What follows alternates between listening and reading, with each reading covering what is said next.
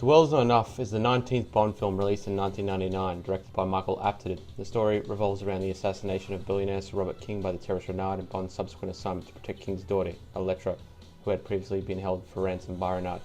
During his assignment, Bond unreveals a scheme to increase petroleum prices by triggering a nuclear bomb. Pierce Brosnan's third shoot up Bond. This time around, the actor really wanted a more stronger, character-driven story and more drama to act with, after the non-stop wall-to-wall action of Tomorrow Never Dies. The producers also wanted to add more drama to the plot as well. Michael Apted got the job of directing, an odd choice at the time since he was mainly known for documentaries and dramas. The cast is a mixed bag. I love Pierce Brosnan as Bond, and he gives another great performance, but I do think he's a little too melodramatic in a couple scenes, like the one where Bond confronts Electra about Renard. It seems a bit out of 007's character. Sophie Marceau is a decent villain. Robert Carlyle as Renard is wasted in the role. With all the build-up to the character he gets, he's not as imposing a figure as he should be. Robbie Coltrane makes a welcome return as Valentine Sikorsky. Desmond Llewellyn has a great final touching scene as Q. Judi Dench gets a much bigger role. The M character is involved more in the plot, which was new at the time, but each film since has continued this structure. It's becoming annoying now having M in so much of the story, as it just drags out some of the later films, like Skyfall and especially Spectre, suffer from a real bloated running time. I think the movie's opening sets the story up so well with Bond in the banker's office. You can see Brosnan really getting into the role here, playing the character hard like Connery. Then with Bond being saved by the sniper, his escape through the window, MI6 being attacked, and the subsequent boat chase down the River Thames with 007 injuring his shoulder is a terrific start, adding mystery to the plot and gets you hooked. But that's about as good as the movie gets. Not long after that, the pacing starts to sag, particularly by the midway point it never fully recovers. The main criticism this film gets straight off the bat is Denise Richards. Her performance is god-awful. Don't get me wrong, she's great to look at, but has no chemistry with Pierce Brosnan, and her character seems too forced into the plot. It just takes the focus off Bond's relationship with Electra, him falling in love with her and being fooled by her scheme. Instead, the writers don't take enough chances with going with the darker story. They chicken out and have Bond sleep with another woman by the end credits. The real biggest failure of the film to me is Michael Apted's direction. He's not an action director, as the movie clearly shows this. The World's Not Enough has some of the worst action scenes in the series. The ski chase where Bond is attacked by 4 Parahawks is edited in such an unexciting way I could have fallen asleep while watching it. Bond never comes across as being in any real danger, and it just seems overkill in the way the bad guys want to eliminate him. The bunker shootout fares better, but every time the scene gets moving with Bond in action and doing something cool, it keeps cutting back to Christmas Jones, ruining the flow. A chase scene through an oil pipeline is forgettable. The caviar factory set piece, while well staged, doesn't have any real weight to it. The sequence feels too artificial, with not moving the story along. The buzzsaw blades on the helicopters are over the top and don't fit in well with the rest of the story, which is trying to stay grounded.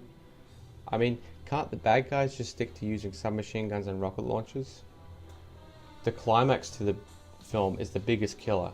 Instead of finishing it off after Bond kills Electra, it drags on to no end on a sinking submarine. It's overlong and boring. You're just counting down the seconds till it's over. The fight with Renard is equally underwhelming and lame. It just seems the writers have forgotten about Renard's impervious to pain, as it could have been tense seeing Bond trying to overpower him. His death seems like an afterthought too.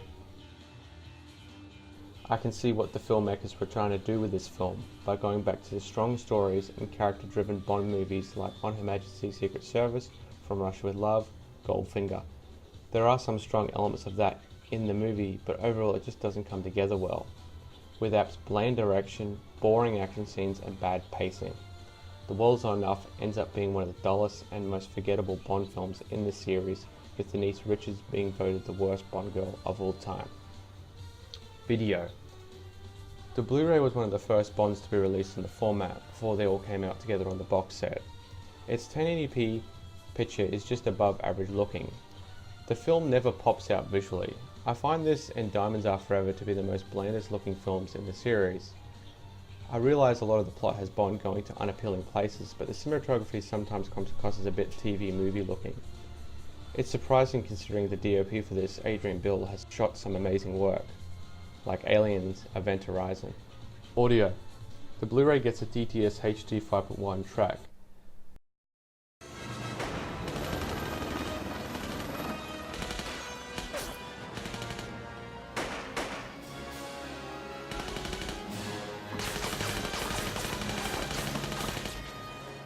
The disc's HD lossless sound works fine, explosions go off well, and dialogue is easy to understand, but the fidelity in the surround sound speakers don't seem as strong as they should be, particularly in the silo shootout.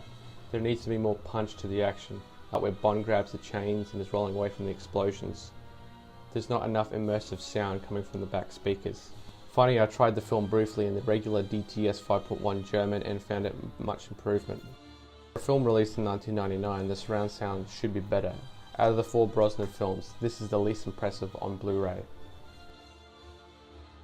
The Blu-ray gets a decent amount of extras, all ported over from the special edition DVD.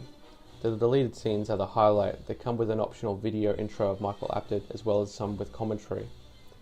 The first is seeing the assembled footage of the entire boat chase down the Thames River, including all the camera angles they shot. The boat chase was originally much longer.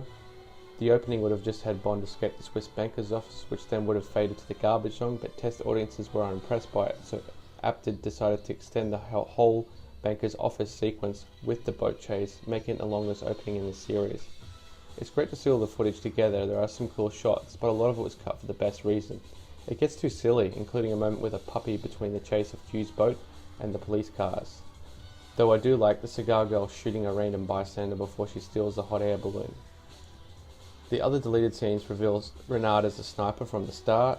Apt felt the scene gives the story's mystery away too early and was not impressive opening for the villain. Another is an extended MI6 sequence of M debriefing Bond, more on King's stolen reports and why he wanted them. Then it shows Bond taking longer to try and stop King from setting off the bomb. It all works well, the extra dialogue fills the plot better, but it had to be shortened to fit the opening pre-title sequence. A small cut scene showing the DB5 in Scotland, extended clip of Bond seducing the Doctor. There is a lame little scene in Q's lab with other scientists testing gadgets. Extended intro at the fuel plant with Bond and M meeting. My favourite cut footage is Bond and Electra driving through the Baku oil fields. It's elegantly shot and helps build with their relationship. The 2 audio commentary tracks are worth a listen if you're a fan. First one with Michael Apted goes into detail about why he was chosen to direct and what he wanted to bring to the film. It's a good listen, though Apt comes across as a bit dry sometimes. The other track with second unit director Vic Armstrong, composer David Arnold and set designer Peter Lamont is more enlightening. They joke around a bit. There are 3 main documentaries. The first is a 22-minute featurette called Bond Cocktail about the series formula, its strengths and why it lasted as long as it has. A 15-minute making of the film, and a 25-minute making of the boat chase. One of my favourite extras is the Secrets of 007 alternative video options. There are 9 short separate videos showing behind the scenes special effects and action set pieces, including additional action footage that didn't make it into the film. Rest of the extras are a small tribute video of Desmond Llewellyn, who died just after the movie came out, behind the scenes of Pierce Brosnan making a commercial for the movie, a short video showing all the locations with Samantha Bond played by Moneypenny narrating, a 10-minute video Hong Kong press Q&A kit with Pierce Brosnan, and a trailer and image photos showing the cast and crew and posters for the film. Overall, The World's Not Enough is an average Blu-ray transfer with a lot of extra features on it. Thanks for listening.